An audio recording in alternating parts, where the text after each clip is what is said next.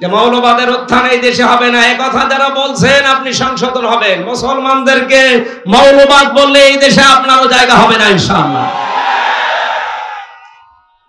আপনি বলতে পারলেন এটা মৌলবাদী ধর্মীয় লোক আছে কিন্তু মৌলবাদী নয়, তারা বাংলাদেশকে ভালোবাসে, তাদের অবদান আছে দেশের জন্য।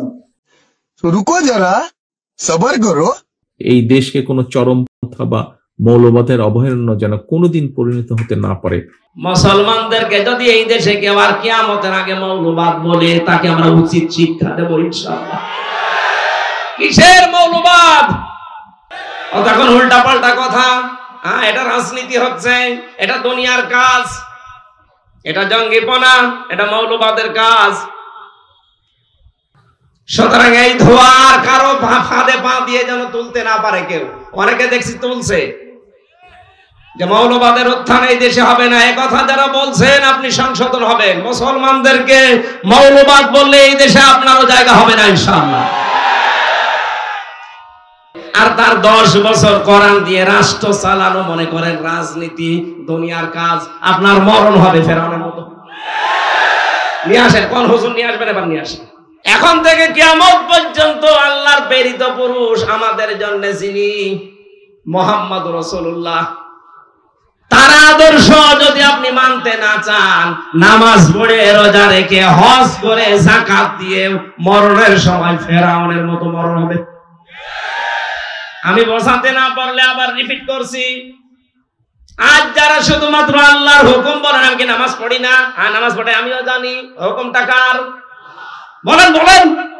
আপনি তো বলেন আমি এত 7 লক্ষ টাকা খরচ করে হজ করে আসলাম। হ্যাঁ, হুকুমটা কার? কিন্তু তার হুকুম প্রেরিত পুরুষ যিনি, এখন তার 63 বছরের ভেতরে 23 বছর মেনে নেওয়া ফরজ আইন, মাস্ট বি, মানাই লাগবে। তার 23 বছরের ভেতরে 10 বছর তিনি কোরআন দিয়ে রাষ্ট্র চালিয়েছিলেন। কথা বলেন না কেন? আপনি তার 23 বছরের ভেতরে এই যে টয়লেটে গিয়েছেন 23 বছরে, না জাননি? কথা বলেন না কেন? উনি টয়লেটে যাওয়ার সময় বলতেন আল্লাহুম্মা ইন্নী আউযু বিকা মিনাল খুবুসি ওয়াল খাবাইস। বের হওয়ার সময় বলতেন আল্লাহুম্মা ইন্নী গফরানাকা আলহামদুলিল্লাহিল্লাযী আযহাবা আন্নিল আযা ওয়া আফানি। বাম পা দিয়ে ঢুকে ডান পা দিয়ে বের হয়ে 8-10 মিনিট দিয়ে টয়লেটে কাটালেন, পুরাটাই ইবাদত।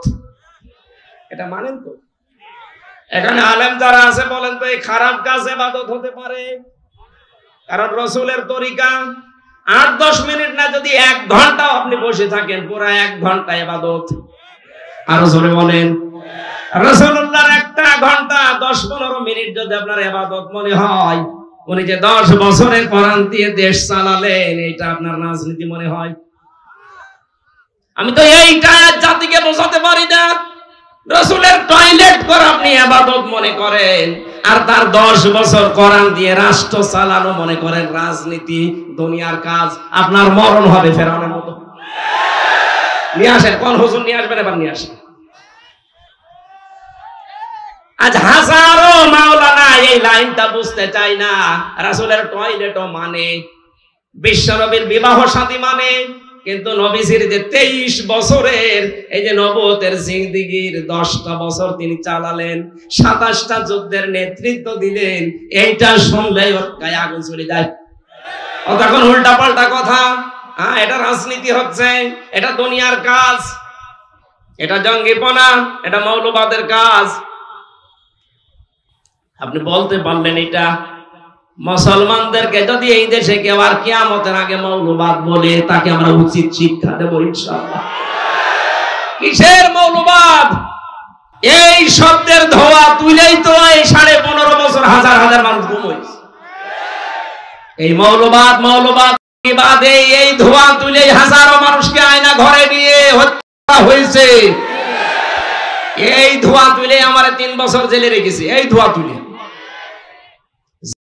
মামলা কি করেছি আমি? যে মামলার নাম দিয়েছে আনসার আল কি যেন ছাতা জীবনে নামই শুনি। সুতরাং এই ধোয়ার কারো ফাঁদে পা দিয়ে যেন তুলতে না পারে কেউ। অনেকে দেখছি তুলছে। যে মৌলবাদের উত্থান এই দেশে হবে না, এই কথা যারা বলছেন আপনি সংশোধন হবেন। মুসলমানদেরকে মৌলবাদ বললে এই দেশে আপনারও জায়গা হবে না ইনশাআল্লাহ। হেদায়েত থেকে নিজেকে বঞ্চিত করে দিয়েন না। নূহ আলাইহিস সালামের জামানায় মাত্র 80 জন, এরপরে আর কেউ আসে না। আল্লাহ বললেন ইল্লা মান কদ আমান, যারা এনেছে এবার যে আর আনবে না। ফালা তাবতাইস বিমা কানু ইয়াফালুন, আফসোস করবেন না, হতাশ হবেন না, দুঃখে ভেঙে পড়বেন না, ওদের কাজগুলো ওদের করতে দিন।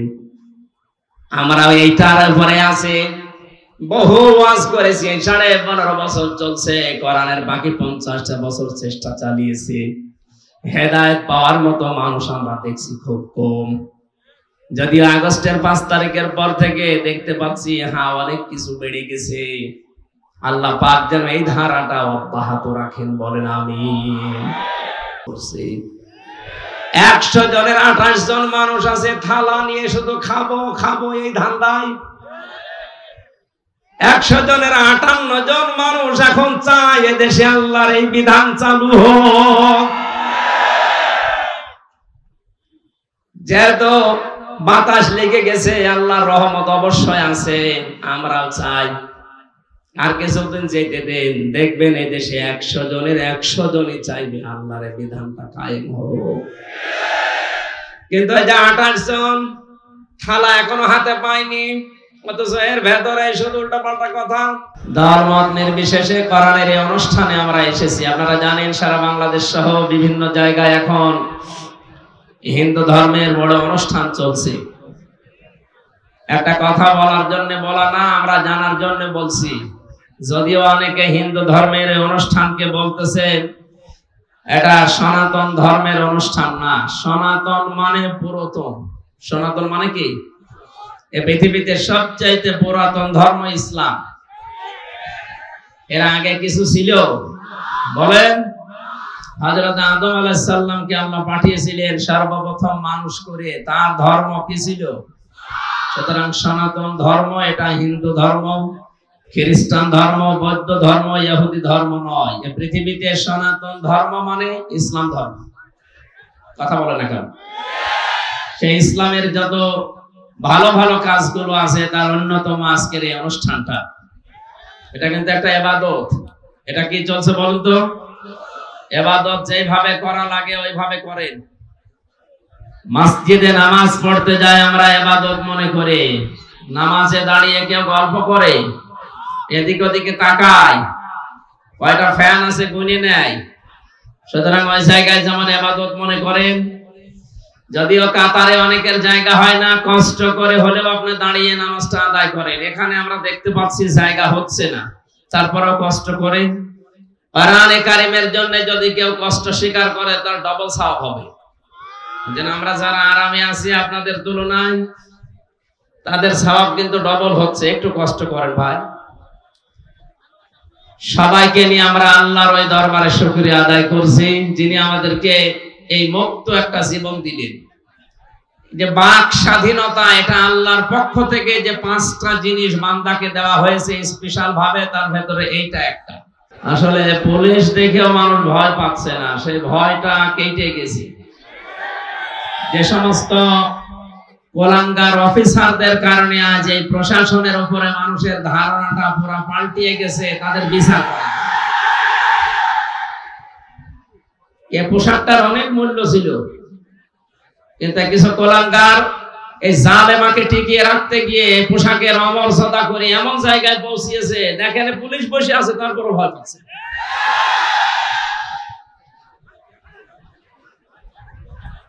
যারা দায়িত্বে ছিল ওই মানুষগুলোকে যেন ছাড় দেওয়া না হয়, যারা এই পোশাকের অন্তত বদনাম করে দিয়েছে এই দেশে। অন্যতম যারা কয়েকজন ধরা পড়েছে, আমরা চাই আরো বিশেষ করে হারুন আঙ্কেল, এরা যেন ধরা পড়ে। কোথায় আছে আমরা জানি না, যেখানে থাকে দেশে গোয়েন্দা যারা আছেন খুব তাড়াতাড়ি তারা বের করে। পোশাকের মর্যাদা তার জন্য নাই, আরো আছে এরকম 27 জন। আমি তালিকা জানি, এই 27 জনের কারণে আজ পুরা প্রশাসনের উপরে বাংলার মানুষেরা তো এটা যেন আস্তে আস্তে পাল্টিয়ে যায়। আপনারা আমি পায়ে ধরতে হলে ধরতে বলেন, কিন্তু কথা বলবেন না ভাই। দাঁড়িয়ে থাকেন, শুয়ে থাকেন, বসে থাকেন, কথা বলবেন না। আমি এমনি অসুস্থ, আমার স্ত্রী আমার সন্তান সব লাইফ সাপোর্টে ছিল, তাদেরকে এই কিছুক্ষণ কয়েকদিন আগে দিয়েছে কেবিনে, এখনো পর্যন্ত তারা ভালো না, আমারও অবস্থা ভালো না। সেদিন রংপুরে গিয়ে আমার অসুস্থ হয়ে গিয়েছিলাম, ডাক্তার বলছে কথা বলা যাবে না, রাত 10টার পরে জেগে থাকা যাবে না। আমি এটা যেহেতু রেকর্ড হচ্ছে সারা দেশেই বলছি, এমনিতেই মাহফিল করা এখন নিষেধ, ডাক্তারের সর্বোচ্চ নিষেধে যে রাত 10টার পরে আপনি আর জেগে থাকবেন না, আর গা যদি ঘামে তাহলে আবার অসুস্থ হয়ে যাবে। যেন আহ্বান জানাচ্ছি, যারা আমার অনুষ্ঠান নিয়েছেন, আমি সব করবো না, কিছু কিছু বাদ দেবো, সেই কয়টাই করি, সর্বোচ্চ রাত 9টায় আমার তুলে দেওয়া লাগবে। যদি না দেন ওই মাহফিলে আমার নিয়ে যাবেন না। কোরআনের পাখি আল্লামা দেলাওয়ার হোসেন সাইদি রহমাতুল্লাহ আলাইহি, ওনার অনুষ্ঠান যদি রাত 9টা 10টায় শেষ হয়ে যেতে পারে, আমাদেরও শেষ হবে ইনশাআল্লাহ। আমরা ওই পরিবেশ কায়েম করবো এই দেশে। সারা রাত ধরেই করে ফজরের নামাজ না পড়ে তারপরের দিন কর্মজীবনও কষ্ট হয়ে যায়, এটা আমাদের আর দরকার নেই। আপনারা এখনো কথা বন্ধ হয়নি, কথা বন্ধ করুন ভাই। ইবাদত হিসাবে যারা আমরা এখানে আসলাম, খুশি হয়ে বলেন তো আলহামদুলিল্লাহ।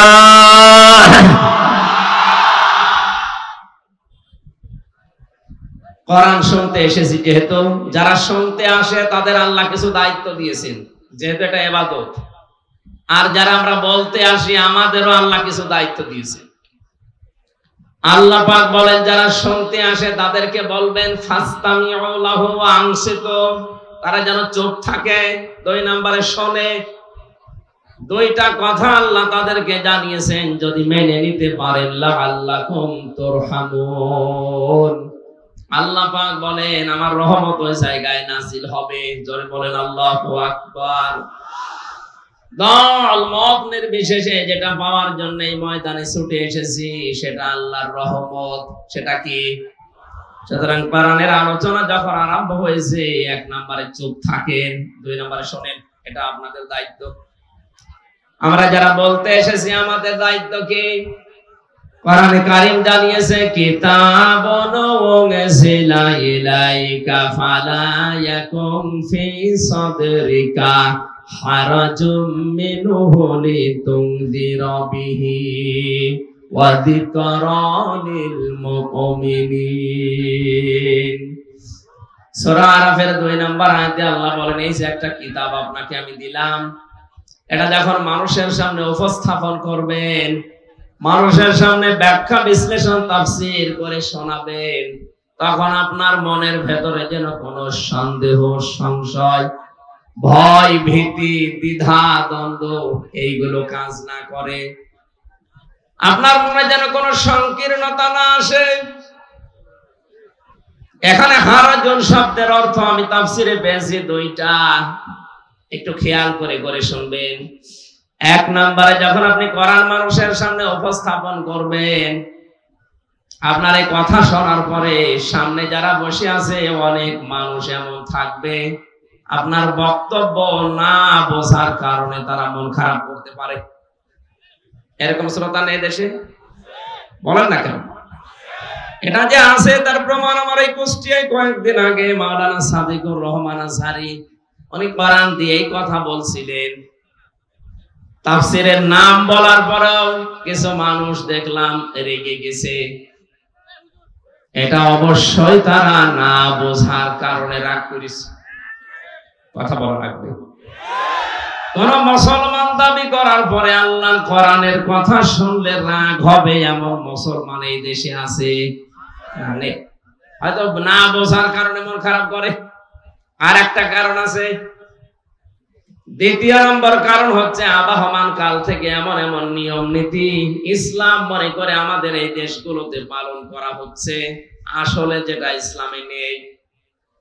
কোরআনের ব্যাখ্যা করতে গেলে ওইগুলো তো টিকবে না, কারণ কোরআন হচ্ছে আলো, আর যত পাপাচারের কাজ আছে সব হচ্ছে অন্ধকার।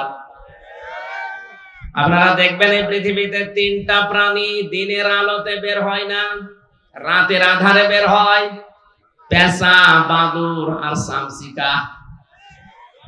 সূর্যের আলো যতক্ষণ থাকে ওরা কিন্তু বের হয় না। রাতের আধার যখন শেষ হয়, অন্ধকার হয়ে যায়, তখন ওরা বের হয়। বের হয়ে ঠিক থাকে না, মানুষের ফসল নষ্ট করে, কলা নষ্ট করে, পানের বরজ নষ্ট করে। এক কথা বলে লেখা, এটা আমরা দেখেছি, তাই বাস্তব বলছি। দিনের আলো, সূর্যের আলো এদের পছন্দ হয় না, রাতের অন্ধকার এদের ভালো লাগে। এই জন্য এদের নামও দেখেন ডিজিটাল নাম, পেশা, বাদুর, শামসিকা। এর নাম শুনে বোঝা যাচ্ছে চেহারা কেমন হবে।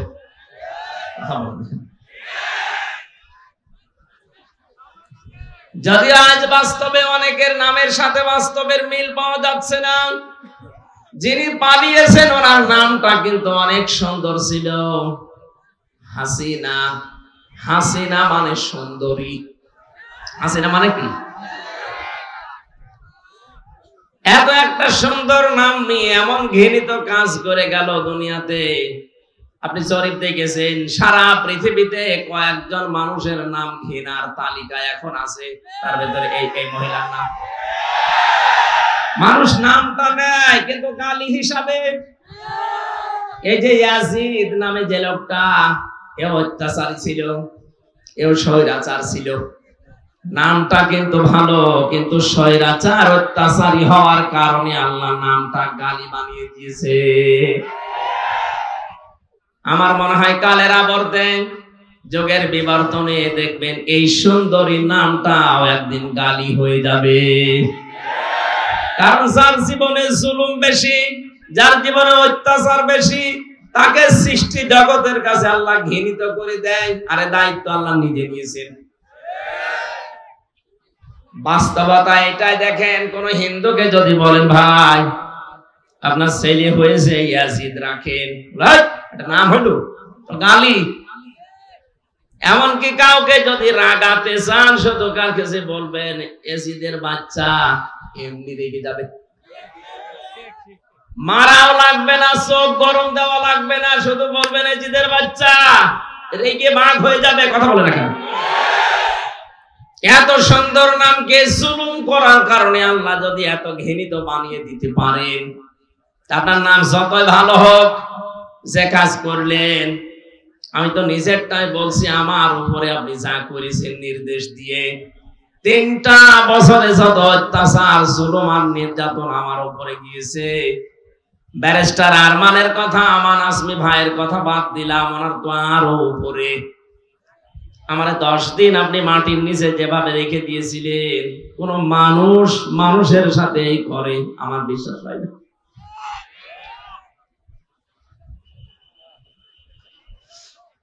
এই অত্যাচার গুলো করার কারণে আমার তো যতটুকু এখন বাস্তবে জ্ঞান পেয়েছি, আমি দেখেছি আমার সংসারের দিকে তাকিয়ে, এদেশের 18 কোটি মানুষ যদি ওই মহিলাকে মাফ করে দেয়, ব্যারিস্টার আরমানের বউ জীবনও মাফ করবে না।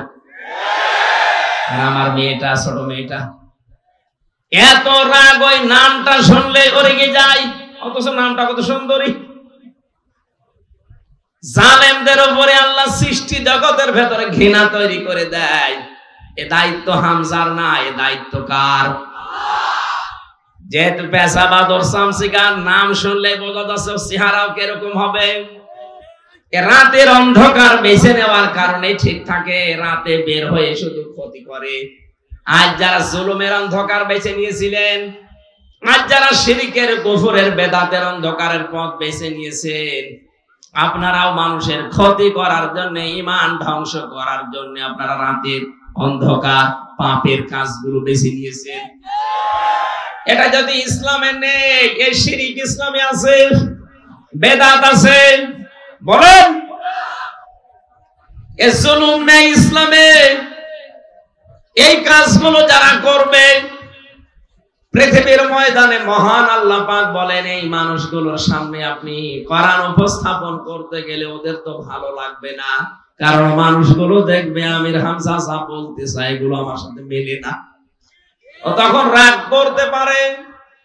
আপনার হাদিয়া তোফা নজর নেওয়া যেমন কি আপনার চাওয়া আশায় পর্যন্ত প্রতিবন্ধকতা সৃষ্টি হতে পারে। ১৫০০ বছর আগে এই কথা আল্লাহ কোরআনে জানিয়েছেন হারাজুনের ব্যাখ্যায়। অথচ বাংলাদেশে এখন এই ১৫০০ বছর পরে দেখলাম খাপের খাপ মিলে যাচ্ছে। মুসলমানদের ভেতরে হয়তো কেউ না বোঝার কারণে মন খারাপ করে, আর কিছু মানুষ যারা আল্লাহ রাসূলে বিশ্বাসী, এরা যখন দেখে যে না কোরআনে যা বলে এটা তো আমার বাবার দরবারের সাথে মিলছে না, আমি যে রাজনীতি করি এর সাথে মিলছে না, তখন ওরা বলবে হুজুর কোরআন হাদিসের কথা বলেন, আমি কি বাবার কথা বলছি নাকি? সেদিন দিনাজপুরে ছিলাম, উনি আমার কানে কানে বলছে হুজুর এমন কোন কথা বলবেন না যেন আমার গায়ে লাগে। আমি আপনার চিনি। কোথায়? আমার বাড়ি কুষ্টিয়া, আপনার বাড়ি দিনাজপুর। ২৫০-৩০০ কিলোমিটার পথ, এত দূর পর্যন্ত এসেছি, বনে আপনাকে আমি দেখি, উনি আপনার নামও শুনিনি। আপনার বিরুদ্ধে যাবে মানে আপনার পক্ষে যাওয়ার মতো কোনো কথা আমার আল্লাহ কোরআনে দেয়নি। কারণ আপনি যদি জালেম হয়ে থাকেন, মুনাফিক হয়ে থাকেন, আপনার পক্ষে কোনো কথা কোরআনে আছে? এক কথা বলেন আছে? আমি কি নতুন করে কিছু বানাবো নাকি? আপনারা আসলেই বলেন যে আপনি যা বলেন সব ওই দলের দিকে যায়। আরে ভাই, ওই দলের লোক কোরআন মেনে চলে, এই জন্য ওই দলের দিকে যায়। আপনি তো কোরআন মানেন না, আপনার দিকে যাবে কি করে? যেখানেই যাচ্ছে এখন সারা দেশে একই অবস্থা। জালেম তো বিদায় নিয়েছে, কিন্তু মুনাফিক কিছু আছে। এই মুনাফিক গুলো খালি বারবার বলতে থাকে আমাদের বিরুদ্ধে যেন বলবেন না। আরে ভাই, আমি কি আয়াত নতুন করে তৈরি করব? কোথায় পাবো আমি? যা আছে জালেমের বিরুদ্ধে যেমন মুনাফিকের বিরুদ্ধে এইরকমই কথা বলে না কেন? আপনার পক্ষে যদি আল্লাহর কোরআনের কথা, রাসূলের হাদিসের কথা নিয়ে আসতে হয়, তাহলে হারাজুনের ব্যাখ্যাটা আপনাকে বোঝা লাগবে। যেহেতু আমি এখানে বসেছি, কি করে উপস্থাপন করা লাগবে কোরআনে ধরন আল্লাহ আমাকে শিখিয়ে দিয়েছেন, আমরা সেই ধরনটা সামনে নিয়ে বলতে চাই। আল্লাহ আমাদের তৌফিক দাও, বলেন আমিন। ২০২৪ সালের ৫ আগস্টের সাথে কোরআনে কারিমের একটা আয়াতের আমি মিল পেয়েছি। এদিকে তাকান। এখন প্রশ্ন আসতে পারে এটা নাযিল হয়েছে ১৫০০ বছর আগে, ২০০৫ সালের ৫ আগস্টের সাথে মিল পেলেন কি করে? আপনি মিলবে। সূরা নাম ৪৪ নম্বর আয়াত, ফালাম্মা নাসু মা যুকিরু বিহি ফাতাহনা আলাইহিম আবওয়াবা কুল্লা শাইইন হাত্তা ইযা ফারিহু বিমা উতু আখাযনাহুম বাগতাতান ফাইদাহুম মুবলিসুন। যারা কোরআন পড়তে পারেন আরবিতে, বাংলায় একটু বাড়িছে সূরা আনআমের ৪৪ নম্বর আয়াতটা মিলান, তখন দেখবেন জালেমদের প্রতি যারা ছাপাই গাচ্ছে এখনো, তাদের মুখ বন্ধ হয়ে যাবে। রব্বুল আলামিন বলেন, যখন তারা আমার আদেশ নিষেধ আমি যেটা পাঠিয়েছিলাম তাদের উপরে, এটা যখন তারা ভুলে গেল, তাদের যে নিয়ামতের দরজা আমি আল্লাহ সবগুলো খুলে দিলাম। এই যে ফাতাহনা, এর ফাইল সরাসরি আল্লাহ, বাবের বহুবচন আবওয়াব, ওদের শান্তির যত দরজা আছে সব আমি আল্লাহ ওদের ভুলে যাওয়ার কারণে খুলে দিলাম। প্রশ্ন আসতে পারে আল্লাহর আদেশ ভুলে যাওয়ার কারণে আল্লাহ নিয়ামত আরো কেড়ে নেয়, আল্লাহ বাড়িয়ে দিল কেন? জবাব দিচ্ছি, এবার তাকান। ২০০৬ সালের ২৮ অক্টোবর এই মাসে আমরা দেখেছিলাম একজন মানুষের মুখের কথাই লগি বইটা নিয়ে সারা দেশ থেকে মানুষ ঢাকায় গিয়ে জসিম ভাইয়ের মতো মানুষকে পিটিয়ে হত্যা করে লাশের উপরে ড্যান্স দিয়েছিল। জীবনে বহু ইতিহাস পড়েছি বিশ্ববিদ্যালয় থেকে, কিন্তু এই ইতিহাস কোনদিন আমি শুনিওনি, পড়িওনি। দেখা তো দূরের কথা, যে জীবনে আশরাফুল মাখলুকাত মানুষ হত্যা করার পরে তার লাশের উপরে ড্যান্স দেওয়া যায়। সিরাজগঞ্জ থেকে একবার যাচ্ছিলাম মাহফিল করে, ড্রাইভারের পেছনে বসে আছে বাসের ড্রাইভার, মাঝখানে দেখলাম একটা কুকুর পড়ে আছে। কুকুরের গার উপর দিয়ে চালিয়ে না দিয়ে উনি বাম দিয়ে দিল, গাড়ি একটু কেঁপে উঠেছে। ড্রাইভারকে বললাম, ভাই আপনি এমন করলেন, গাড়ি এখনই তো অ্যাক্সিডেন্ট হয়ে যেত। আমার বলছে, হুজুর আপনি দেখেন না একটা কুকুর পড়ে আছে, আমি ডবল করে ওর গার উপরে চাকা চালাবো, আমার বিবেক নেই। বললাম, ভাই ও তো মরা কুকুর, ও মারলে কি আর না মারলে কি। ড্রাইভার আমার দিকে ঘুরে বলছে, হুজুর আপনি কি আসলে হুজুর? আপনি কেমন হুজুর? আপনি দেখছেন যে একটা মরা কুকুর পড়ে আছে, আমি আবার ডবল করে চাকা চালাবো, আমার বিবেক কি মরে গেছে? এই কথা শোনার জন্য আমি ছিলাম। একটা মরা নিকৃষ্ট প্রাণী, দুইটা কুকুর আর শুকুর, তার ভেতরে একটা পড়ে আছে, তাও মরে পড়ে আছে। এর উপর দিয়ে আপনি চাকা চালাতে পারলেন না, আপনার বিবেকে বাধা দিল। অথচ জসিম ভাইয়ের মতো মানুষকে, জীবিত মানুষকে পিটিয়ে লগে বৈঠা দিয়ে মারার পরে লাশের উপরে ড্যান্স দিয়েছে এই দেশে। আপনাদেরকে মানুষ বলেন কি করি, আমার তো বিশ্বাস হয় না। এই পৈশাচিক নির্যাতন, এই দৃশ্য দেখার পরে আমার ওই সময় মনে হয়েছিল, না এই পৃথিবীতে ক্ষমতার এই যে আসল যেটা, এটা আরামের জায়গা। অনেকে ভাবি আমরা, আসলে এটা আরাম। এই জায়গাতে আল্লাহ কোনদিন এইরকম জালেমদেরকে আর দেবেন না। কিন্তু দেখলাম 2 বছর পরে ঠিক আল্লাহ তাদেরকে দিল। মনে করলাম হয়তো খুব বেশি হলো না, 5 বছর টিকবে। 9 সালে আসার পরে 13 সালে দেখি না আবার টিকে গেল, সে যেভাবেই হোক। 13 সালের পরে মনে করেছিলাম না না টিকার মতো কায়দা নেই। 18 সালে দেখি না আবার টিকে গেল। 24 সালে আসার পরে দেখলাম না, তারা আবার টিকে গেল। মনে মনে ভাবছি, আল্লাহ তোমার কোরআনে তুমি নিজেই জানিয়েছো, মানুষ যখন তোমার নিয়ামত পাওয়ার পরে ভুলে যায়, তখন তাদের শান্তির দরজাগুলো তুমি খুলে দাও। কিন্তু পরের শব্দে তুমি কি বললে?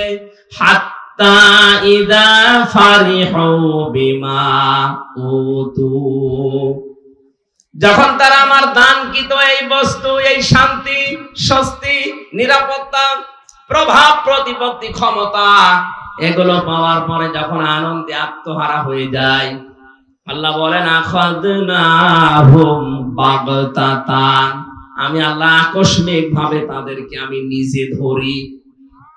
আপনি বলেন তো 2006 এর এই অক্টোবরের 28 তারিখের পর থেকে 24 আগস্টের 5 তারিখ পর্যন্ত কোন সম্ভাবনা ছিল যে এরা পড়ে যেতে পারে? এদেশে বিএনপির মতো এত বড় দল, জামাত ইসলামের মতো এত বড় দল বহু চেষ্টা চালিয়েছে, 15.5 বছর এক চুল নড়াতে পারে নাই। অথচ আল্লাহ নিজে মনে হচ্ছে ছাত্র ছাত্রীদের সাথে আবাবিল পাঠিয়েছিল, কিচ্ছু হাতে ছিল না তাদের, নিরস্ত্র, শুধু মুখের ভাষা দিয়ে জালেম পালাতে পারে, সম্ভব না। আল্লাহ বলেন আখাযনাহুম, আমি নিজে ধরেছি, বাগতাতান, আকস্মিক ভাবে। এমন আকস্মিক ভাবে ধরেছে, দুপুরের খাবার খাবে সে সময় পাইনি। পরের শব্দ তো আরো কঠিন। আল্লাহ পাক বলেন ফাইদাহুম মুবলিসুন, তাদেরকে আকস্মিক ভাবে ধরার পরে তারা হতাশ হয়ে পড়েছে। এদের চেহারার ভেতরে যে হতাশার ছাপ, এর বাস্তব চিত্র এই দরবেশ। আপনি দরবেশ যেদিন কোর্টে তুলে দেখেছেন চেহারা তো বোঝা যাচ্ছিল না, পচা ডিম খাওয়ার পরে তো একটু পচা গিয়েছে। আমি আরো বেশি দেখেছি ওই কালা মানিককে, কলার পাতায় আল্লাহ শুইয়েছে, এমনকি ওর বিসি উড়ে গেছে, ওর সংসার করার কাজ শেষ। সূরা আলে ইমরানের 178 নম্বর আয়াতে আমি এর সাথে মিল পেয়েছি, ওয়ালা ইয়াহসাবান্নাল্লাযীনা কাফারু আন্নামা নুমলি লাহুম খায়রুল লিআনফুসিহিম ইন্নামা নুমলি লাহুম লিয়াজদাদু ইসমা ওয়া লাহুম আযাবুম মুহিন। কাফেরেরা ধারণা করেছে তাদের এই কম ক্ষমতা আল্লাহ মনে হয় তাদের ভালোবেসে দিয়েছে তাদের কল্যাণের জন্য, কিন্তু না, মানুষ যদি সত্যি জুলুমের পথ বেছে নেয়, ইন্নামা নুমলি লাহুম লিয়াজদাদু ইসমা, আল্লাহ পাক বলেন ওই মানুষগুলোর পাপের বোঝা দিনের পরে দিন তখন পরিপূর্ণ হতে থাকে। এই 15.5 বছরে একবার তাই হয়েছে, পরিপূর্ণ যখন হয়ে গেছে পাপের বোঝা, ওয়ালাহুম আযাবুম মুহিন, ওদের জন্য অপমানজনক শাস্তি আল্লাহ রেডি করে রেখেছে, যেটা এখন দেখতে পাচ্ছি। একটা দেশ কত নিম্নগামী হলে, কত দুর্নীতিগ্রস্ত হলে জাতীয় মসজিদের ইমাম পর্যন্ত পালিয়ে যায়। 350 এমপি একবারে পালিয়েছে, পৃথিবীর ইতিহাসে আমি পড়ে পাইনি। ওই 850 বছর আগের এক ইতিহাস পড়েছিলাম, লক্ষণ সেন পালিয়েছিল, আর 850 বছর পরে পৃথিবীর ইতিহাস পাল্টিয়ে ওনার নাতি পাল্টিয়েছে। কথা বলে না কেন? কোরআনের এই আয়াত থেকে আমি যেটা পেয়েছি, এদিকে তাকা, আল্লাহ রাব্বুল আলামিন যেটা জানাতে চেয়েছেন তাদের জন্য অপমানজনক শাস্তি আমি আল্লাহ রেডি করে রাখি, যারা জুলুম করবে এবং যারা জালিমদের সহযোগী হবে। জাতীয় মসজিদের ইমাম তো সম্মানের পাত্র, অথচ কয়েকদিন আগে যে অপমান হয়েছে এই মুহিন শব্দটা ওর সাথে মিলে যায়। মুসল্লিদের পক্ষ থেকে জুতা পিটা করেছে, ও বলছে আমার কাছে জুতা লাগেনি। ওরে শয়তান, এতগুলো জুতা খেয়েছে তো বলো জুতা লাগেনি, আর কত অপমান হবেন।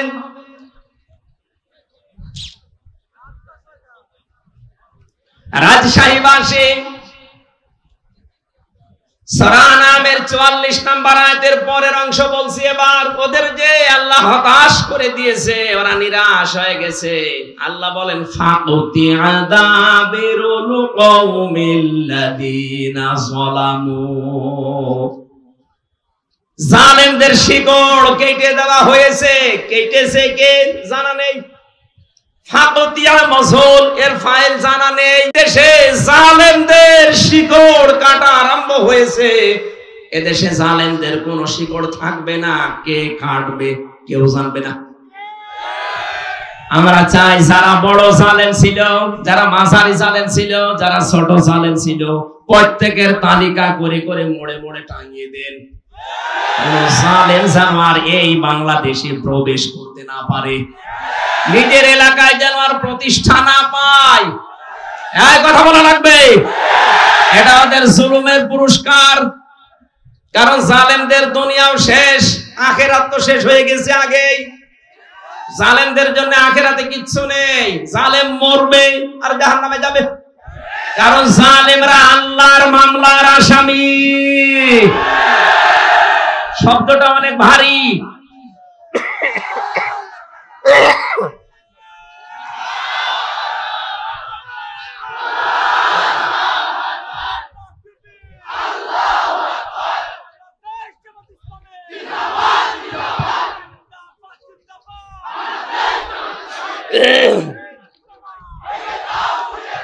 আলহামদুলিল্লাহ ভাই,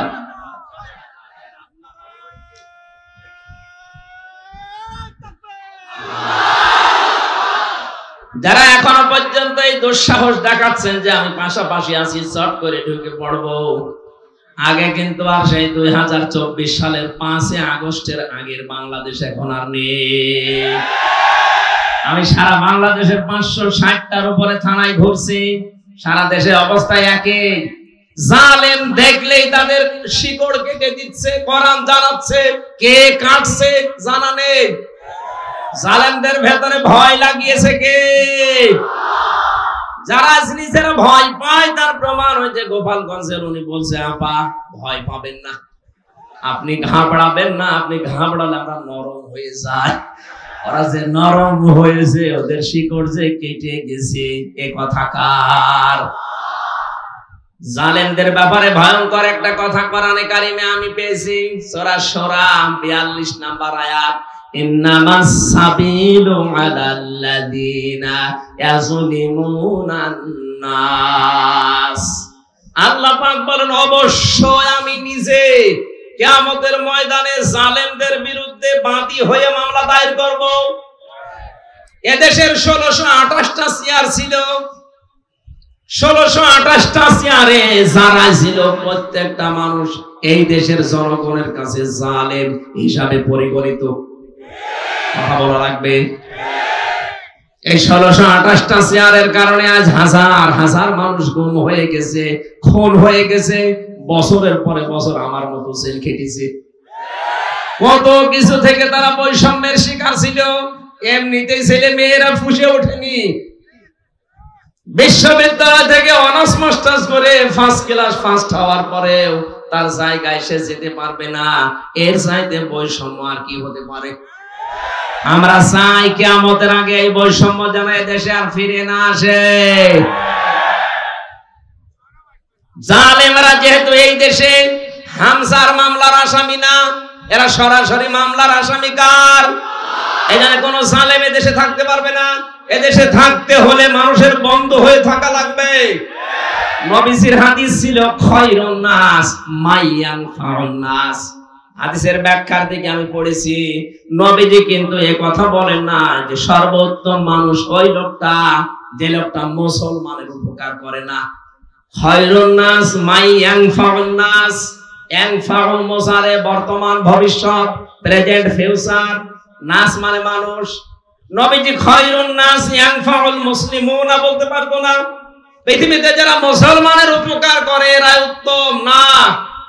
মানুষ হয়ে যদি কেউ মানুষের উপকার করে, মানুষকে সাহায্য করে, তাকে একটু এগিয়ে দেওয়ার জন্য চেষ্টা চালায়, আল্লাহর দরবারের উত্তম মানুষ। সুবহানাল্লাহ বলতে পারেন না? এটা আমার মনে হয় এই বাংলাদেশে সবচাইতে বেশি এই হাদিসটা মেনে চলছে এখন আমিরে জামাত ডাক্তার শফিকুর রহমান। আপনি দেখছেন না 5 তারিখের পর থেকে তার অ্যাক্টিভিটিস,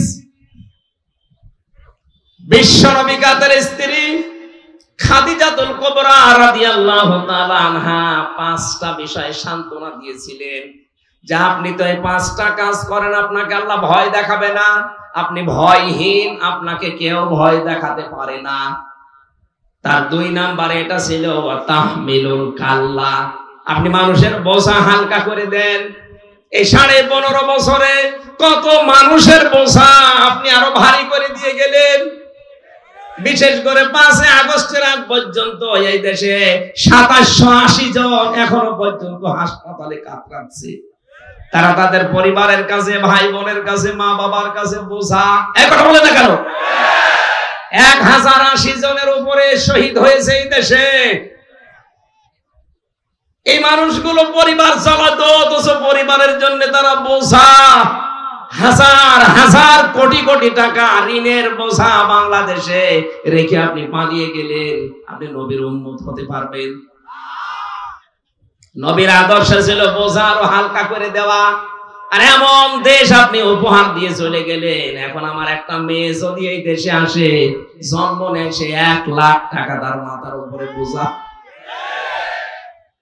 হাজারো মানুষের বোঝার কারণ আপনি হাজার হাজার লক্ষ লক্ষ মানুষের মাথার উপরে যে বোঝাগুলো দিয়ে গেলেন, চিন্তার বোঝা, খাদ্যের বোঝা, কত রকমের বোঝা তাদের মাথার উপরে দিয়ে আপনি আরামে খাচ্ছেন। আর নিজে নিজে মোবাইল করে করে ফোন আলাপ ফাঁস করেন মানুষকে ভয় দেখাতে। আপনার এই এই এই বাটপারি মানুষ বুঝে ফেলেছে। নিজে নিজে ওগুলো করে এডিট করে এরপরে ছাড়ে যেন নিজের ভেতরে, মানুষের ভেতরে একটু সঞ্চার হয় আসার। এটা মানুষ কিন্তু বুঝে ফেলেছে যে নিজে নিজে ফোন করে ফোন আলাপ আপনি ফাঁস করছে। এদেশের সত্যি বলছি আমি, সারা দেশ ঘুরে অবস্থা একই। কোন জালেমের ঠাঁই এদেশে আর হবে না। আশা করছি কোন জালেম যদি ধরা পড়ে ওর উপযুক্ত শাস্তি না দিয়ে যেন আদালত জামিন না দেয়। দেখছি কয়েকজন জামিন পাচ্ছে। যারা দায়িত্বে আছেন সাবধান, উর্মির মতো করবেন না। উর্মির মতো যদি আপনিও ধরা পড়েন, আপনার জীবন কিন্তু দেশের মানুষের হাতে চলে যাবে আজরাইল আসার আগেই। আজরাইল জান কবজ করতে আসবে পরে, আগে করবে জনগণ।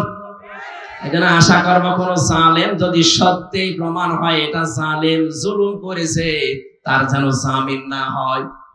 আমি বিনা কারণে যদি 3 বছর জেল খাটতে পারি, জালেমদের তো 9 বছর খাটা দরকার। কথা বলা যাবে না, কথা বোঝার চেষ্টা করো।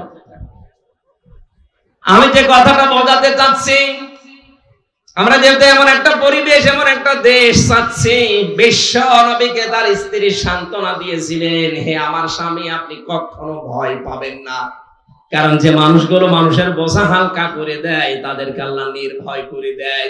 এর বাস্তব প্রমাণ যার নাম বললাম, এই লোকটা। আমি নিজে তার সাথে ছিলাম। তার যে তাকওয়া, এই লোকটার যে ইবাদত বন্দেগী আমি কাছ থেকে দেখেছি, আল্লাহর উপরে তার যে তাওয়াক্কুল, ভরসা, এমনি এমনি তৈরি হয়নি।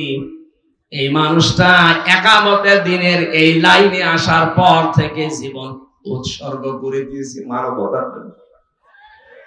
এই দেশে 18 কোটি মানুষের এই একজনের নামে শুধু বানায় ডাক্তার শফিকুর রহমান, মানবতার ফেরিওয়ালা।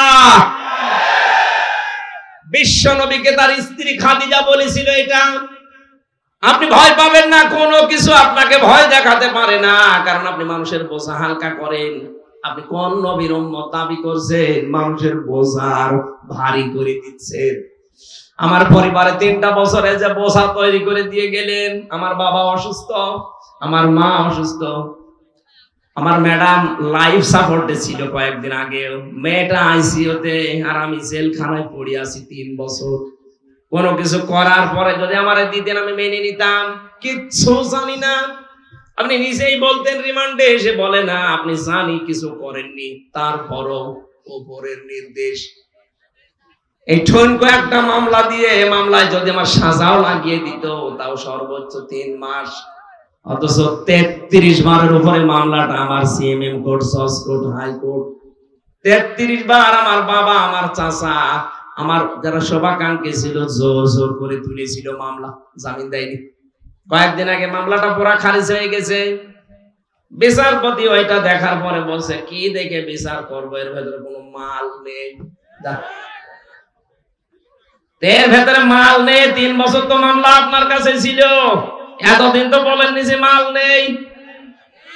মানে এই কথাই আমারে বলতো। আমি পরে পরবর্তীতে কথা বলেছিলাম, বলছো হুজুর আমার হাত বাঁধা। আমি জানি শুধু ওনার না, এখন যেহেতু ওনার হাত খোলা, এখন ন্যায় বিচার করতে পারছে। এদেশে 1628টা চেয়ার আছে, আব্দুল হান্নান ভাই সহ প্রত্যেকটি মানুষের চেয়ারের হাত যেন আবু সাইদের মতো খোলা থাকে।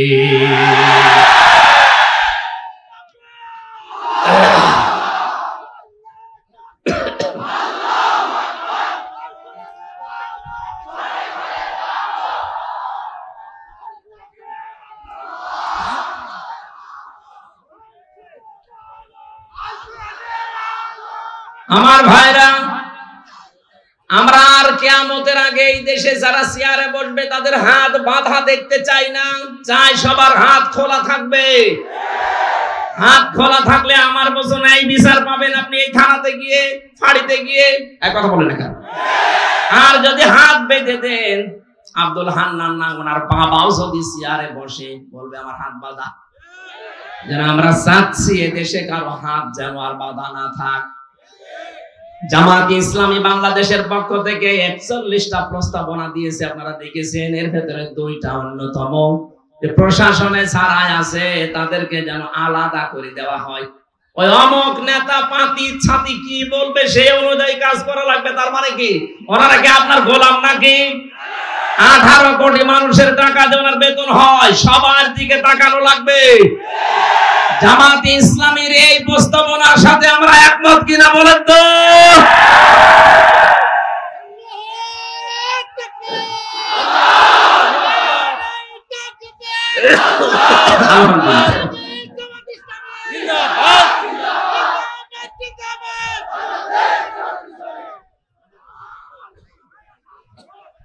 রাজশাহীবাসী আমরা বাকি কথা আমার শরীর এবং সময়ের দিকে খেয়াল করছি। কালকে আমার শপথ আছে কুষ্টিয়াতে, আমি বেশি দেরি করতে পারবো না। সকাল 6টায় আসবেন সেক্রেটারি জেনারেল, এই জন্য খুব তাড়াতাড়ি করছি। আমি মনে করলাম 10টায় শেষ করে চলে যাবো। এমনি যে শরীরের অবস্থা, আবার কালকে আছে টাঙ্গাইলে, ওই অনুষ্ঠান শেষ করে ওইটা ধরা লাগবে। চারিদিকে খেয়াল করে আমি আয়াতে প্রবেশ করছি, সব বাদ দিয়ে দিলাম। সূরা হুদ থেকে একটা মাত্র আয়াত পড়েছি, 36 নম্বর আয়াত। এখন এই ঐতিহাসিক প্রেক্ষাপট, এর ব্যাকগ্রাউন্ড, এর পরে শিক্ষা, এগুলো সব বলতে গেলে অনেক সময় যাবে। আমি সব বাদ দিয়ে সরাসরি প্রবেশ করছি, নাকি জবান ছেড়ে আমরা কোরআনে প্রবেশ করি। আউযু বিল্লাহি মিনাশ শাইতানির রাজিম, বিসমিল্লাহির রহমানির রহিম। وَأُوحِيَ إِلَى نُوحٍ أَنَّهُ لَن يُؤْمِنَ مِن قَوْمِكَ إِلَّا مَن قَدْ آمَنَ فَلَا تَبْتَئِسْ بِمَا كَانُوا يَفْعَلُونَ।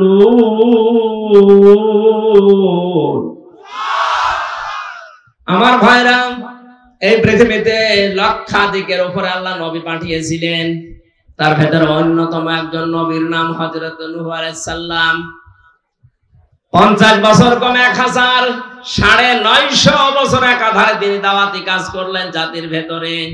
মাত্র 80 জন তার দাওয়াত কবুল করেছে, আর কেউ পথে আসে না।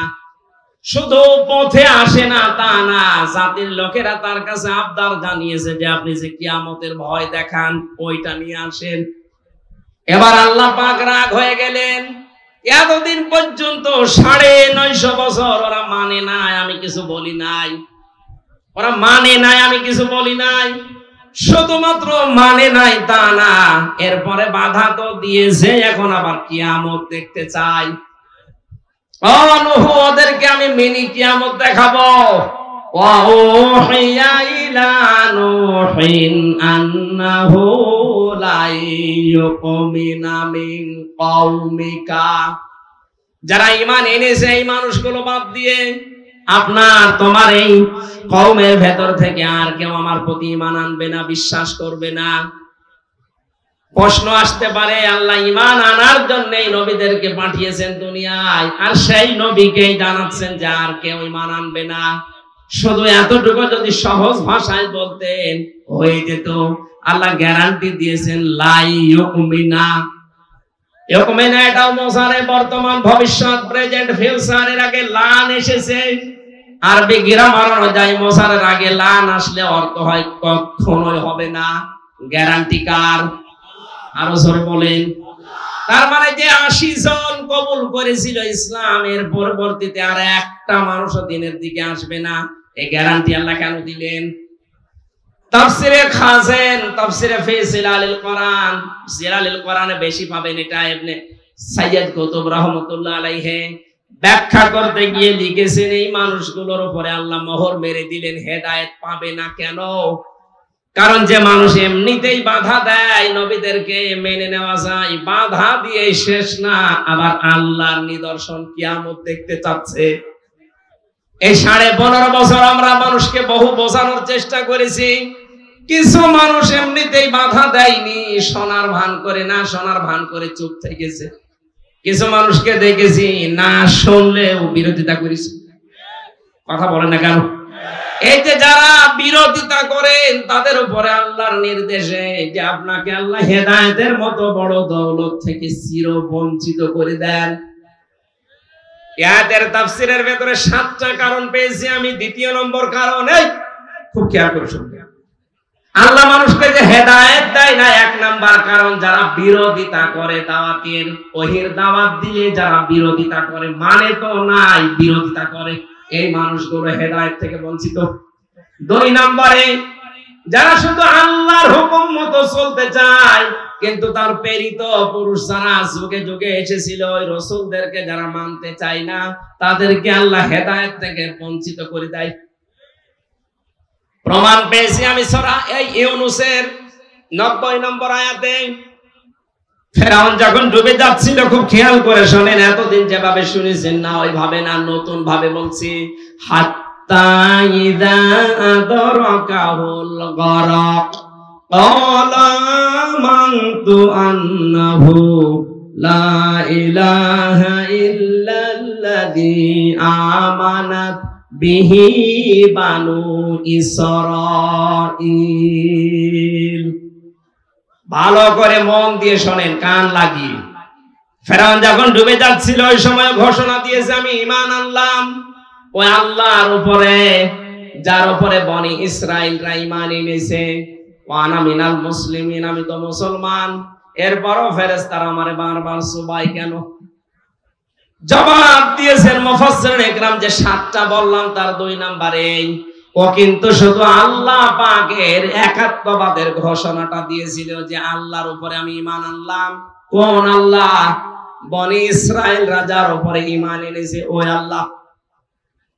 এর পাশাপাশি যে ওই জামানার প্রেরিত পুরুষ যিনি হযরতে মূসা কালিমুল্লাহ, ওই জামানায় কেউ মুসলমান যদি হতে চায় তাহলে তার বলা লাগতো লা ইলাহা ইল্লাল্লাহ মূসা কালিমুল্লাহ। কথা বলেন না কেন? এখন এই জামানায় ওই প্রেরিত পুরুষ আর নেই, এখন আছে আরেকজন। এই জামানায় কেউ যদি এখন কালেমা পড়ে মুসলমান হতে চায়, শুধু লা ইলাহা ইল্লাল্লাহ বললে হবে না। এ জামানার যিনি প্রেরিত পুরুষ, কিয়ামত পর্যন্ত যার নাম ঘোষণা আছে মুহাম্মাদুর রাসূলুল্লাহ, এই শব্দ আপনাকে বলা লাগবে। ফেরাউন ওই সময় আল্লাহ তোমাকে আমি মানি, ফেরাউন এই কথা বলার পরে জামানার প্রেরিত পুরুষ আল্লাহর রাসূল এবং আল্লাহর নবী হযরতে মূসা আলাইহিস সালাম কেউ মানে নাই, এই জন্য আল্লাহকে হেদায়েত দেয়নি। এই জামানায় এখন এই বাংলাদেশ সহ বিশ্বে যারা আমি নামাজ পড়ি, আমি রোজা রাখি, আমি হজ করে এসেছি, আমি আল্লাহ বিশ্বাস করি, আমিও জানি ওইটা, কিন্তু তার প্রেরিত পুরুষকে এই জামানায় এখন থেকে কিয়ামত পর্যন্ত আল্লাহর প্রেরিত পুরুষ আমাদের জন্য যিনি মুহাম্মদুর রাসূলুল্লাহ, তার আদর্শ যদি আপনি মানতে না চান, নামাজ পড়ে রোজা রেখে হজ করে যাকাত দিয়ে মরণের সময় ফেরাউনের মতো মরণ হবে। আমি বোঝাতে না পারলে আবার রিপিট করছি, আজ যারা শুধুমাত্র আল্লাহর হুকুম বলেন, আমি কি নামাজ পড়ি না? হ্যাঁ নামাজ পড়ে, আমিও জানি। হুকুমটা কার? বলেন বলেন। আপনি তো বলেন আমি এত 7 লক্ষ টাকা খরচ করে হজ করে আসলাম, হ্যাঁ হুকুমটা কার? কিন্তু তার হুকুম প্রেরিত পুরুষ যিনি এখন তার 63 বছরের ভেতরে 23 বছর মেনে নেওয়া ফরজ আইন, মাস্ট বি, মানাই লাগবে। তার 23 বছরের ভেতরে 10 বছর তিনি কোরআন দিয়ে রাষ্ট্র চালিয়েছিলেন। কথা বলেন না কেন? আপনি তার 23 বছরের ভেতরে এই যে টয়লেটে গিয়েছেন 23 বছরে, না জাননি? কথা বলেন না কেন? উনি টয়লেটে যাওয়ার সময় বলতেন আল্লাহুম্মা ইন্নী আউযু বিকা মিনাল খুবুসি ওয়াল খাবাইস। বের হওয়ার সময় বলতেন আল্লাহুম্মা ইন্নী গফরানাকা আলহামদুলিল্লাহিল্লাযী আযহাবা আন্নিল আযা ওয়া আফানি। বাম পা দিয়ে ঢুকে ডান পা দিয়ে বের হয়ে 8-10 মিনিট দিয়ে টয়লেটে কাটালেন, পুরাটাই ইবাদত। এটা মানেন তো? এখানে আলেম যারা আছে বলেন তো এই খারাপ কাজ ইবাদত হতে পারে? কারণ রাসূলের তরিকা 8-10 মিনিট না, যদি 1 ঘন্টা আপনি বসে থাকেন, পুরো 1 ঘন্টা ইবাদত। আরো জোরে বলেন। রাসূলুল্লাহর 1 ঘন্টা 10-15 মিনিট যদি আপনার ইবাদত মনে হয়, উনি যে 10 বছরে কোরআন দিয়ে দেশ চালালেন এটা আপনার রাজনীতি মনে হয়? আমি তো এইটা জাতিকে বোঝাতে পারি না। রাসূলের টয়লেট করা আপনি ইবাদত মনে করেন, আর তার 10 বছর কোরআন দিয়ে রাষ্ট্র চালানো মনে করেন রাজনীতি, দুনিয়ার কাজ। আপনার মরণ হবে ফেরাউনের মতো। নিয়ে আসেন, কোন হুজুর নিয়ে আসবেন এবার নিয়ে আসেন। আজ হাজারো মাওলানা এই লাইনটা বুঝতে চায় না। রাসূলের টয়লেটও মানে, বিশ্বনবীর বিবাহ শাদী মানে, কিন্তু নবীজির যে 23 বছরের এই যে নবুয়তের জিন্দেগীর 10টা বছর তিনি চালালেন, 27টা যুদ্ধের নেতৃত্ব দিলেন, এইটা শুনলেই ওর গায়ে আগুন চলে যায়। ও তখন উল্টা পাল্টা কথা। হ্যাঁ, এটা রাজনীতি হচ্ছে, এটা দুনিয়ার কাজ, এটা জঙ্গিপনা, এটা মৌলবাদের কাজ। আপনি বলতে পারলেন এটা? মুসলমানদেরকে যদি এই দেশে কেউ আর কিয়ামতের আগে মৌলবাদ বলে, তাকে আমরা উচিত শিক্ষা দেব ইনশাআল্লাহ। কিসের মৌলবাদ? এই শব্দের ধোয়া তুলেই তো এই 15.5 বছর হাজার হাজার মানুষ গুম হয়েছে। এই মৌলবাদ, মৌলবাদ, জঙ্গিবাদ, এই ধোয়া তুলেই হাজারো মানুষকে আয়না ঘরে নিয়ে হত্যা করা হয়েছে। এই ধোয়া তুলে আমার 3 বছর জেলে রেখেছি, এই ধোয়া তুলে। জঙ্গিবাদের মামলা, কি জঙ্গি কি করেছি আমি? যে মামলার নাম দিয়েছে আনসার আল কি যেন সাতাজ বলে নামই শুনি। সুতরাং এই ধোয়ার কারো ফাঁদে পা দিয়ে যেন তুলতে না পারে কেউ।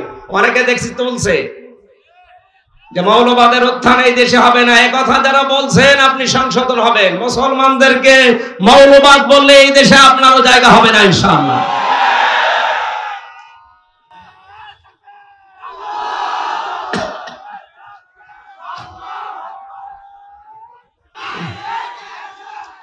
শরীর আসলে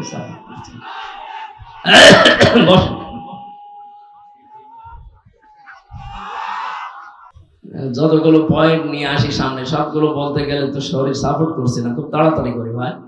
হেদায়েত থেকে নিজেকে বঞ্চিত করে দিয়েন না। নূহ আলাইহিস সালামের জামানায় মাত্র 80 জন, এরপরে আর কেউ আসে না। আল্লাহ বললেন ইল্লা মান কদ আমান, যারা এনেছে এবার যে আর আনবে না। ফালা তাবতাইস বিমা কানু ইয়াফালুন, আফসোস করবেন না, হতাশ হবেন না, দুঃখে ভেঙে পড়বেন না, ওদের কাজগুলো ওদের করতে দিন। আমরা এইটার উপরে আছে, বহু ওয়াজ করেছি, 15.5 বছর চলছে, কোরআনের বাকি 50টা বছর চেষ্টা চালিয়েছি। হেদায়েত পাওয়ার মতো মানুষ আমরা দেখছি খুব কম। যদিও আগস্টের 5 তারিখের পর থেকে দেখতে পাচ্ছি হ্যাঁ অনেক কিছু বেড়ে গেছে। আল্লাহ পাক যেন এই ধারাটা অব্যাহত রাখেন, বলেন আমিন। একটা জরিপ পেয়েছিলাম আমি, আগস্টের 5 তারিখের পর থেকে 1 মাস 5 দিনে, মাত্র 1 মাসের ভেতরে সেপ্টেম্বরের 5 তারিখ, তার মানে 1 মাস হয়। সেপ্টেম্বরের 5 তারিখে একটা জরিপ পেলাম, এই দেশে 100 জনের 14 জন মানুষ এখনো পর্যন্ত ওই জালেমদের সাপোর্ট করছে।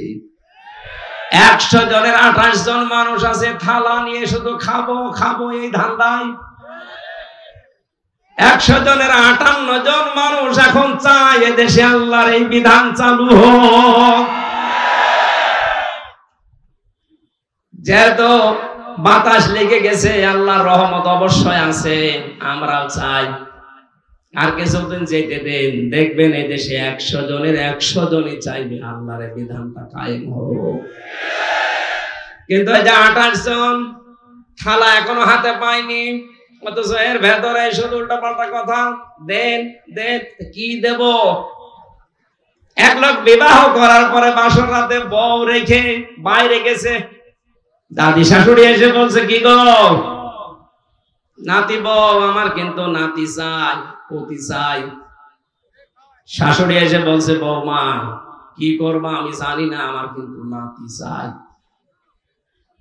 দেবর আর ননদ এসে বলছে ভাবি কি করবো আমরা জানি না, আমাদের কিন্তু ভাতিজা চাই। স্বামী এবার এসে বলছে কই আমার বেবি চাই।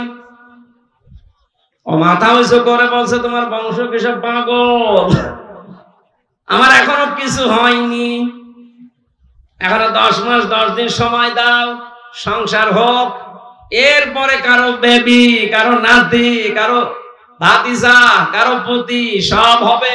কথা বলে না কেন? কেবলমাত্র 15.5 বছরের জঞ্জাল বিদায় করে কেবল হাতে নিয়েছে, আর এর ভেতরে খালি দেন দেন দেন। আপনার নাতি দেবে, আপনার পুতি দেবে, আপনার ভাতিজা দেবে, আপনার বেবি দেবে, ওকে ফ্লাক্স লোড করে নিয়ে আসবে। ওরে সময় দেবেন না একটু? 15.5 বছরের জঞ্জাল এখনো কি বিদায় হয়েছে? 100 জনের 65 জন আমরা দেখতে পাচ্ছি অনেকে বিদায় নিয়েছে, পরিবর্তন অলরেডি হয়ে গেছে, আর বাকিগুলোরও থাকার দরকার নেই। ওরাটা পাল্টিয়ে ফেলুক, সংস্কার করা, যেহেতু সংস্কার আন্দোলন, এটা যে 9টা দফা দিয়েছিল ছাত্র আন্দোলনের এই ভাইরা, তার ভেতরে সংস্কার তারা চাইনি। আমরাও চাই সংস্কার করে হাতে দিক, নাই তো এখন দেন দেন করলে আবার দিনের ভোট রাতে হয়ে যাবে। কথা বলেন না কেন? খুব বেশি দিনও না, আমরা সংগত সময় অন্তত 10 মাস 10 দিন লাগে একটা বাচ্চা হতে, সেই সময় তো দেওয়া লাগবে। যেন আমাদের দুঃখ আফসোস নেই, যে যা করছেন করেন, তার হিসাব তাকে দেওয়াই লাগবে। আল্লাহ রাব্বুল আলামিন হযরত নূহ আলাইহিস সালামকে এবার আদেশ দিলেন, ওরা যা আরম্ভ করেছে শুধু কিয়ামত চাই তা তো বলে না, আপনার উপরও এবার অত্যাচার জুলুম নির্যাতন একেবারে শেষ করে ফেললো। আমি আল্লাহ আপনাকে আদেশ দিলাম, ওয়াসনাইল ফুলকা বিআয়ুনিনা ওয়া ওয়াহয়িনা ওয়ালা তুখাতিবনি ফিল্লাযিনা যালামু ইন্নাহুম মুগরাকুন। রব্বুল আলামিন বলেন, একটা নৌকা কিস্তি বানাও, কিস্তি তৈরি করো, আমি আল্লাহর নির্দেশ মতো, আমার চোখের সামনে, তার মানে আমার তত্ত্বাবধানে। নির্দেশ কার? আরো জোরে বলেন। আল্লাহ পাকের নির্দেশ মতো, তার ওহী মতো, তার চোখের সামনে, তার মানে তার কুদরত অনুযায়ী নূহ নবী নৌকা বানালেন 3 তলা। 3 তলা নৌকায় তিনি তুলতে বললেন তার আহার পরিবারের শুধু সন্তান আর স্ত্রী বাদ দিয়ে বাকিগুলোকে। 2 নম্বরে জোড়ায় জোড়ায় পশু আর পাখিকে। 3 নম্বর ওই 80 জন ঈমানদারকে। মুফাসসিরে আয়াত থেকে তাফসিরে ফি জিলালিল কোরআন শিক্ষা দিতে চেয়েছেন, নূহ নবীর নৌকা এটা আল্লাহর নির্দেশে তৈরি হয়েছিল। আজ বাংলাদেশে অনেকে এই ঘোষণা কিন্তু দিয়ে ফেলেছিলেন, আমাদের এই নৌকা ও নূহ নবীর নৌকার সাথে মিল আছে। নূহ নবীর নৌকাকে আল্লাহ বললেন, তোমার আহাল পরিবারের ভেতরে যে 2 জন আছে বেঈমান, তোমার ছেলে আর তোমার স্ত্রী, তাদেরকে নেওয়া যাবে না। আর ওই যে 80 জন ঈমানদার, ওদেরকে নাও, বাকি কোনো বেঈমান যেন নৌকায় না ওঠে। আর আপনি কি করলেন এই 15.5 বছরে? নৌকা তো পুরা বেঈমান দিয়ে ভর্তি করা। কোন ঈমানদার ওই নৌকায় ছিল? যেটা মনে করতাম ঈমানদার, এই দাড়ি কেটে নম হয়ে গেছে। 36,000 কোটি টাকা। জীবনে আমার মনে হয় আমি যদি 100 বছর হায়াত পাই, তাও গুণে শেষ করতে পারি। আমি গ্যারান্টি দিতে পারি, ডাক্তার শফিকুর রহমান জানিয়েছেন 5 বছর 10 বছরের জন্য একটু আমাদের হাতে দেন, 36,000 কোটি না, 36 পয়সা এদের থেকে চুরি হবে না ইনশাআল্লাহ। আপনি একটু দিয়ে দেখেন না কেন? 53 বছর তো বিভিন্ন জায়গায় আমরা দিয়েছি। বাবা চালিয়েছে, স্বামী চালিয়েছে, চাচা চালিয়েছে, আপা চালিয়েছে, বউ চালিয়েছে, ভাবি চালিয়েছে, সব তো দেখলাম। এখন একটু দেখতে মনে চাচ্ছে আল্লাহর এই কোরআন দিয়ে দেশটা চললে কেমন দেখা যায়। কথা বলেন না কেন? মিনি জান্নাত হয়ে যাবে দেশটা, কি মনে করেন আপনি? এর ভেতরে এমন শক্তি আল্লাহ দিয়েছে। খালি 500 আয়াত আছে শরীয়তের বিধান, এগুলো একটু চালু করে দেন, এই বাংলাদেশ মিনি জান্নাত হয়ে যাবে। অনেকে বলছে একটু ডাল মাইল খাই, এগুলো কি হবে? আরে ভাই, আপনার ডাল খেতে মনে চাইবে না। মসজিদে প্রবেশ করলে কেউ কি লাল পানি খেতে চায়? ডাল খেতে চায়? বিড়ি খেতে চায়? যতই নিশা লাগুক, ডাল খেতে চাইলে মসজিদ থেকে বের হয়ে খান, কারণ ওই পরিবেশটা ওইরকম। কোরআনে কারিমের 500 বিধান চালু করে দেন এই দেশে রাষ্ট্রীয় ভাবে, আল্লাহর কসম পুরা বাংলাদেশের 56,000 বর্গ মাইল হয়ে যাবে মসজিদের মতো।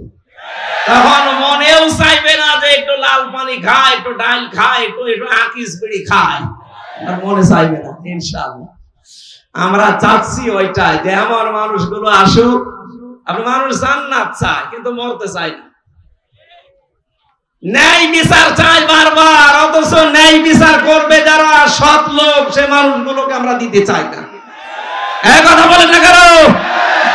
সুতরাং নূহ নবীর নৌকা ওঠার শর্ত ছিল ঈমানদার হওয়া লাগবে, আর আমাদের এমন নৌকা বেঈমান হওয়া লাগবে। আল্লাহ তাআলা বলেন, নৌকা যখন ছাড়বা সাবধান, ওয়ালা তুখাতিবনি ফিল্লাযিনা যালামু ইন্নাহুম মুগরাকুন।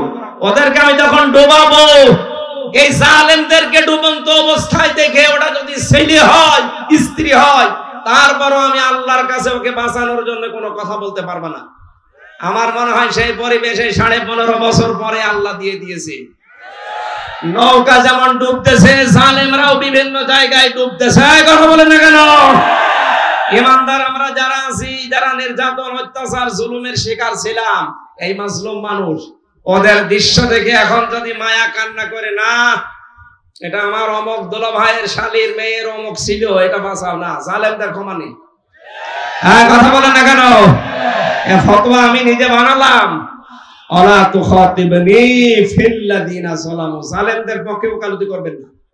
ওদের শাস্তি যদি না হয়, নূহ আলাইহিস সালাম বলেছিলেন রব্বিলা তাদার আলাল আরদি মিনাল কাফিরিনা দাজ্জারা, ওদের একটা আন্ডা বাচ্চা পর্যন্ত যেন জীবিত না থাকে, কারণ যেইটা বাঁচবে ওইটা আরেকটা হারামি জন্ম দেবে। আমরা চাচ্ছি আল্লাহর এই ফতোয়াকে সামনে রেখে কোন জালেমের পক্ষে ওকালতি করব না, ওর যা শাস্তিও আগে পাক, তাহলে এই দেশে আর কেউ নতুন করে জুলুম করার সাহস দেখাবে না ইনশাআল্লাহ। হাদিস পড়েছিলাম, যে ব্যক্তি কোরআন শরীফ পড়ে আর কোরআনকে এজহার করার চেষ্টা করে, এজহারের 7টা অর্থ আছে প্রধান। এর প্রথম অর্থ এজহার মানে দাঁড় করানো। এজহার মানে কি? এরপরে স্পষ্ট করা। এজহার মানে বিজয়ী করা। সুতরাং যে ব্যক্তি কোরআন আমরা পড়ি, যারা কোরআনকে বিজয়ী করার জন্য যদি চেষ্টা চালাই, ফাহাল্লা হালালাহু ওয়া হারামা হারামাহু, এর ভেতরে হালালকে হালাল জেনে তখন আমরা মানতে পারবো, হারামকে হারাম জানার পরে তখন ছেড়ে দেওয়া সহজ হবে। কথা বলেন না কেন? আল্লাহর নবী বলেন আদখালাহুল্লাহুল জান্নাহ। যদি পরিবেশ এরকম হয়ে যায়, কোরআন যদি বিজয়ী থাকে, হালালকে হালাল জেনে মানতে পারো, হারামকে হারাম জেনে ছেড়ে দিতে পারো, দেখবা পুরা পরিবেশটাই জান্নাতের পরিবেশ হয়ে যাবে। ওখান থেকে বিদায় নিলেই আদখালা, এটা মাঝি, নবীজি বলেন আদখালাহুল্লাহুল জান্নাহ, আল্লাহ তাকে জান্নাতে দিয়ে দিয়েছে। আমরা এরকম একটা দেশ চাই না যেখানে মরলেই জান্নাত পাওয়া যাবে। কথা বলেন ঠিক কিনা? আল্লাহ এরকম একটা পরিবেশ, আমার জীবনের সবচেয়ে বড় আকাঙ্ক্ষা, তামান্না, যে এটা দিয়ে দেশ চলছে এটা যেন দেখে মরতে পারি। আদাহুম ইল্লা ঈমানা ওয়া তাসলিমা। আল্লাহুম্মা সাল্লি আলা মুহাম্মাদ ওয়া আলিহি ওয়া সাহবিহি ওয়া বারিক ওয়া সাল্লিম।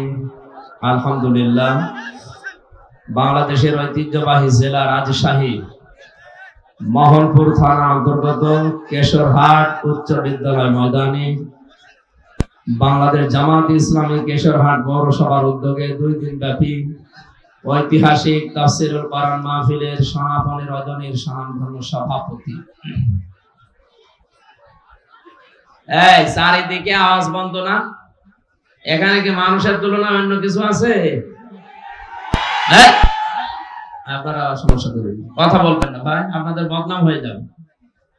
কথা বলবেন না, দাঁড়িয়ে থাকেন, বসে থাকেন, শুয়ে থাকেন, বাড়ি চলে যান, অসুবিধা নেই, কথা বলবেন না।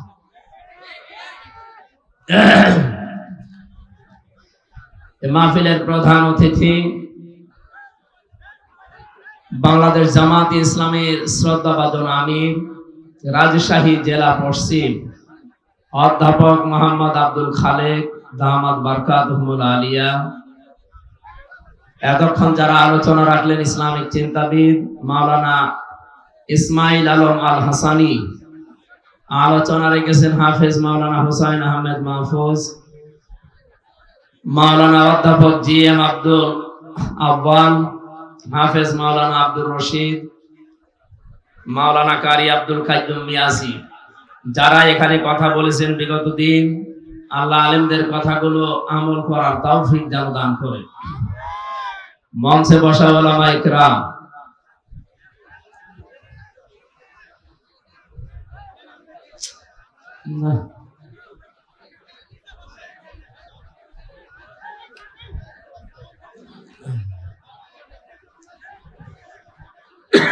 এর চাইতে আর বড় ফিল্ড ছিল না। মানুষ যা দেখলাম আসার সময় তো 1-1.5 কিলো মানে মানুষই, এত মানুষের জায়গা দেওয়া তো সম্ভব না। আপনারা, আমার মনে হয় কিছু মানুষ বাড়ি চলে যায়, কি বলবে, জায়গা তো হচ্ছে না, জায়গার উপরে বাঁধবে। অন্তত ওই রাস্তায় প্রজেক্টর দেওয়া নেই, বিভিন্ন জায়গায় প্রজেক্টরের সামনে যান ভাই। আর কি দেখবেন কি, 3 বছর জেলে থাকার পরে আমার কি আর সেই পরিমণের মতো সেই রূপ আছে? আমার সব শেষ করে দিয়েছে, আমি এখনো অসুস্থ।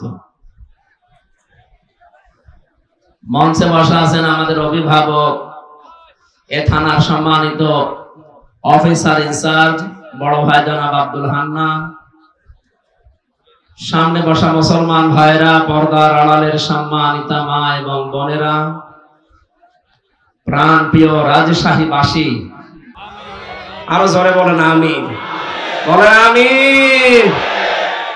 এই আকাঙ্ক্ষা আল্লাহ যেন পূরণ করেন আমাদের, আল্লাহুম্মা আমিন। লা ইলাহা ইল্লা আনতা সুবহানাক ইন্নী কুনতু মিনাজ জালিমিন। রব্বুল আলামিন, অসুস্থ শরীর নিয়ে ঘন্টা খানিক কথা বলেছি তোমার বান্দা বান্দীদের সামনে। কোরআনে কারিমের যে কথা বোঝাতে চেয়েছি, আশা করি সবাই বুঝেছে। এটা আমল করার তৌফিক সবাইকে দিয়ে দাও। বড় আশা, বড় আকাঙ্ক্ষা, বড় তামান্না জীবনে আমার তোমার কালাম দিয়ে বাংলাদেশটা চলছে এটা দেখার। আল্লাহ আমার চর্ম চোখে এটা দেখে মরার তৌফিক দিও।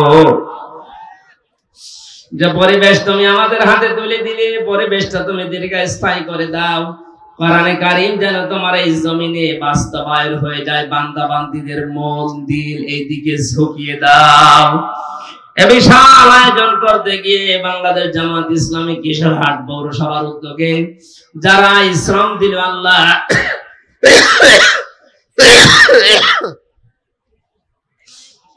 কিশোরহাটের সম্মানিত আমির, এই পৌরসভার আমির এবং সেক্রেটারি শ্রদ্ধাভাজন মামাজান ডাক্তার হাফিজুর রহমান হাফিজ সহ যত মানুষ চেষ্টা চালিয়েছে, আব্দুল আওয়াল ভাই সহ আমি নাম অনেকের জানি না, যত মানুষ এগিয়ে এসেছে কোরআনের এই প্রসারে, আল্লাহ তোমার রহমত তাদের দিকে এগিয়ে দাও।